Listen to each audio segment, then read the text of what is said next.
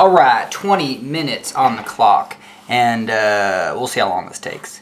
Anyway, this is my favorite way to almost solve any problem. You know what I mean? So, it says, well, let's see what it says. The question, oh man, I'm just wasting your time. But the question is over here. It says that, hey, what's the question? So the slider, you know what I mean? The slider slides, and determine the velocity of the pin at B using Cartesian and polar coordinates. Okay, so it says, what's the velocity at B? And let's just do that. Let's just do that. Okay, so, but anyway, what were you saying? Like, what's your favorite way to solve things? Well, it says this, and it says when theta is 45. So check this out. So you have a 45-degree angle, and you have this point called B, and this is theta. It's 45. Got it. Do we know anything? We know this is 500 millimeters. Well, that's 0.5 meters. Okay, it was so... I did this one the other day, so we're going to be nice and sharp on this. This ain't a first timer. But I messed up because I forgot how to do sines and cosines, blah, blah, blah. Anyway, so what's velocity? Velocity is, the definition of velocity is change in position divided by the change in time. So I just like to use this little caret. Change in, it could be change in position, change in P over change in time.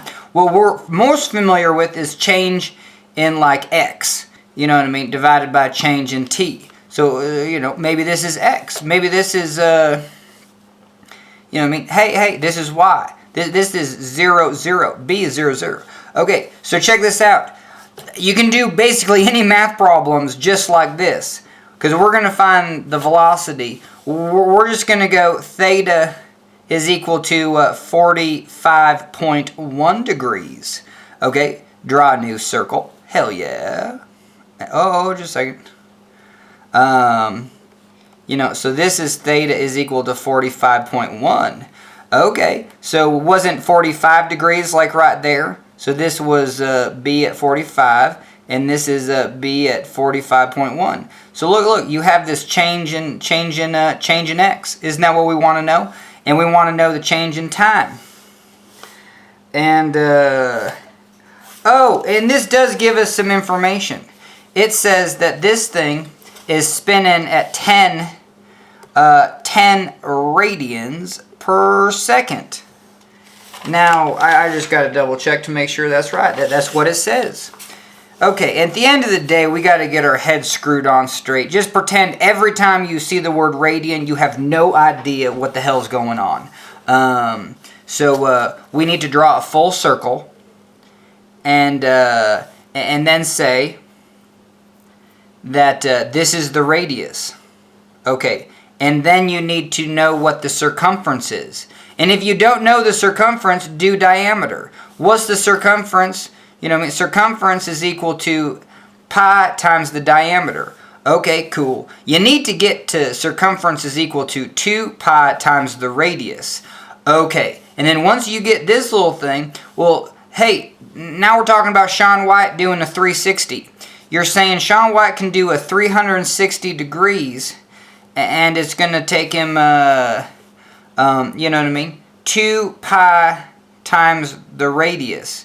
These two things, like one circumference is 360 degrees. Well, that's 2 pi times the radius. Okay. So, and then the other thing you need to know is that anytime you see the word radius, or anytime you see the word radians, multiply it by radius. So 10 radians per second times the radius. What's the radius? Well, it's from here to here. Okay, and do we know this distance? Sure. Well, if this is 0.5, this can't be more than 1. You know what I mean? So great, let's just say the radius is 1. And so 10 radians per second times 1 meter is 10 meters per second. So is that the velocity at B? Velocity at B is 10 meters per second, final answer? I think that's what the actual answer is. And I was just guessing, you know what I mean? So that's kind of interesting. But anyway, we're going to continue on here. I bet you I'm going to make some mistakes. But anyway, we need to know, I guess at the end of the day, the other thing that you need to know is that one circle, well, is 2 pi radians. So one full circle is equal to 2 pi radians. And then you would take 2 pi. Okay, so we see the word radians multiplied by radius. Well, isn't that what we just did here? Yeah, so 2 pi times radius. Well, yeah, that's the circumference. So 2 pi radians, and a radians is just an angle. This could be in radians. But how do you go?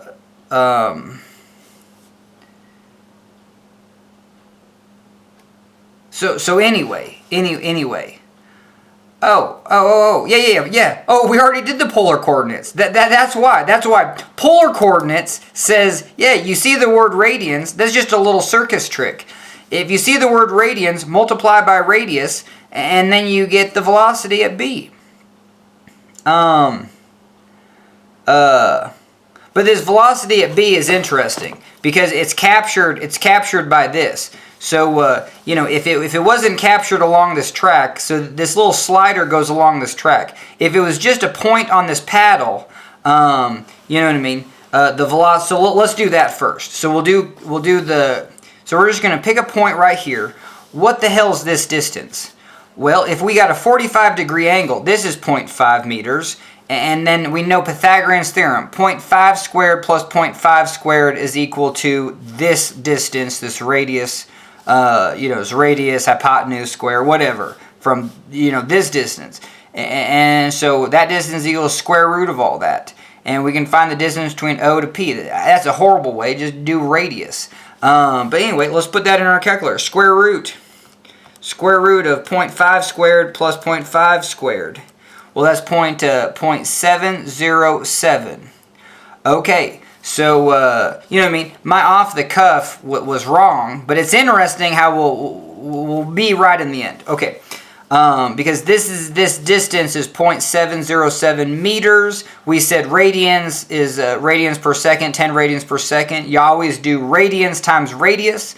So it's 10 times 0.707 meters. So you have radians per second. This is meters per second. So you got about 7 meters per second. That's the speed at B. But that would be the speed at B if it wasn't captured in this track. If B didn't slide on a track like this. If B went from here to here, that's its velocity. It's 7. But because it's sliding on a track, it's actually going to be from here to over here. See how see how this distance is greater than here to here? So the velocity is going to be greater. All right, so didn't I say there's an easier way to do this? Well, yeah. So what I like to do is just come in here. Here's our picture, and we're going to draw two. We're going to do it. So this one is 45 degrees, and this one is just 45.1 degrees. Just pick something just a little bit bigger. This distance here, is 0.5 meters. So this distance here, is, you don't need to know this first, but is tangent. So what's tangent of 45 is equal to opposite. Okay, that's what we want to know, unknown, divided by 0.5 meters. Okay, same thing here. Tangent of 45.1 is equal to what we don't know, divided by 0.5 meters. So isn't what we don't know right here just 0.5 meters times tangent 45? Hell yeah. And isn't what we don't know 0.5 meters times tangent 45.1? Yes. And so this distance, let's do it. Tangent of 45, that's 1. Oh, perfect. This is just going to be 0.5. And this is a tangent of 45.1, a little bit bigger, times 0.5. Oh, so this is 0.50174. We'll do 8. I don't know. That's far enough. Meters. Okay. And but here's the crazy thing. We need to go back to that. So this arm is cooking at a radians of 10 radians per second. Well, what the hell is that? So you either need to know that a circle is 2 pi radians, but I wouldn't do that. I would just say a circle is 6.28 radians. So if let's say this is going 6.28 radians per second, that means it's going from here 0, 1, 0, 1, 0, 1. So it's going. So a circle, you can break up a circle basically into 6 parts, and you'll have 1, 2, 3, 4, 5. Shoot, I didn't do it right. But a circle, you break it up into 6 parts. This is a radian. This is a radian. Well, what the hell's radian? See how this is the radius, this length?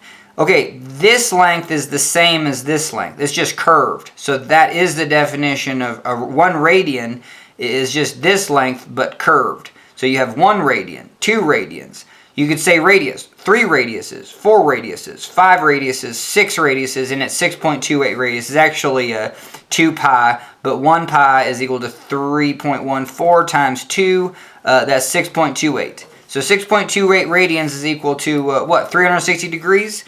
Yeah, so 6.28 radians is equal to 360 degrees. And we're saying 10 radians per second.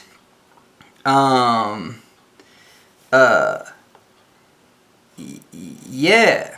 Wait. So if you go on 10 radians per second, well, in 1 second you're going 6. You know what I mean? And then you're going 7, 8, 9, 10. So you're going in 1 second. You're going to here. You know, you're going all the way around once and then around another time. Okay. So what we want to know is in 1 second. We want to know the time it took to go from 45 degrees to 45.1 degrees. And maybe this is just too confusing. Maybe this is a crappy way to do it, but it's good because it doubles down on the conversion from degrees to radians, which is kind of confusing. You know, if I can do a 360 in 1 second, well, how long will it take me to do 1 degree? Well, it'll be 1 second divided by 360 degrees. Okay, fair enough. So,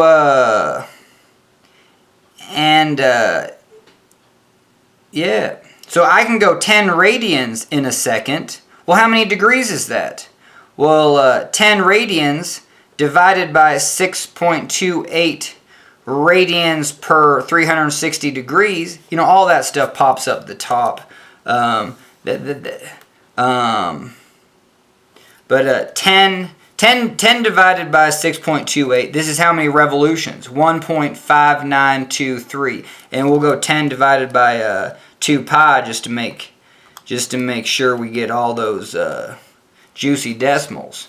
You know, we store that as x. So that's how many revolutions, 1.591, you know what I mean, blah, blah, blah, 5. Anyway, that's how many revolutions per second. And so multiply by 360, so we have 572.9, almost like 573 degrees every second. Okay, fair enough. We're just going to store that as a, you know, we got a, holy toly, we got a lot of, we don't want to get caught up in the decimals, but, all right. So in 1 second, I go 573, so I'm only going a tenth. So I want to go a tenth of degree, you know what I mean, divided by 572.9. Now I'm just saying numbers. But anyway, this degrees per second. Well, this gives me the time in seconds. That's what we want. We want to know the time in seconds. So 0.1 divided by that number, A. Yeah, it's a real small, and we're going to store that as T. 0.1 divided by A, store that as T.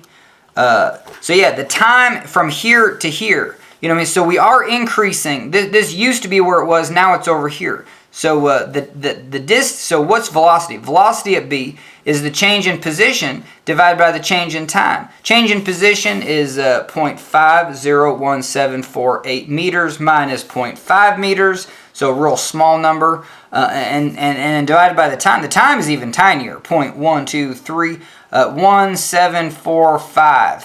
Okay, so even if I just do this in my calculator, 0.501748 minus 0.5, we get that, divided by 0.1231745.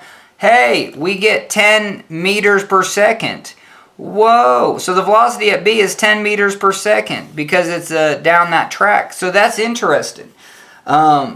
Man, I'm sorry this was so confusing, but I swear, every time I hit radians and degrees, I got to take a full class.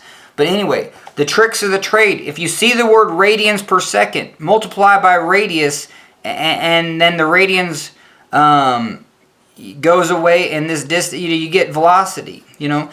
And if I have, and you can change degrees to radians, you know, and we did that down here. But if this thing wasn't going on a track, yes, it would just be going 0.7 mile. It would be going 7 meters per second. You know what I mean? But because it's going on this track, it's going a lot faster. Now, can we kind of prove? You know, so basically, you have this circle, and it's saying, hey, you have this track. And, like, back to this picture, you know, this arm has to be longer, right? Right? You know, this arm has to be longer, because by the time it gets to here, you know what I mean, this might be the maximum distance. It's so if you have a real small change in your angle, well, yeah, the velocity is going to be about the same. But if you go from you know, here's the same change in angle. You know, this is your speed. This is your speed right here. But look, same change in angle, your speed just really increased. You know what I mean? Because it took the same amount of time to go like from here to here, because this thing is going around at a constant speed. So that's what we're getting at. I'll have to do this one over again at some point. It wasn't my favorite. It got a little bit helter-skelter, but I think we got there. We'll do more where the take-home point is just like figure out what they want. They want the speed at 45 degrees. Well, all you have to do is find, you know, something at 45.1 degrees. You know, just change it a little bit, and then you can figure out the change in distance, the change in time, and that's going to be your velocity at B. This is numerical methods, you know what I mean? And we'll do some of these in Excel. Like even your calculator isn't the tool to do some problems. If you just want to get the answer, use Excel, and we'll do that in more videos. But anyway, that's all I got, and that's a video.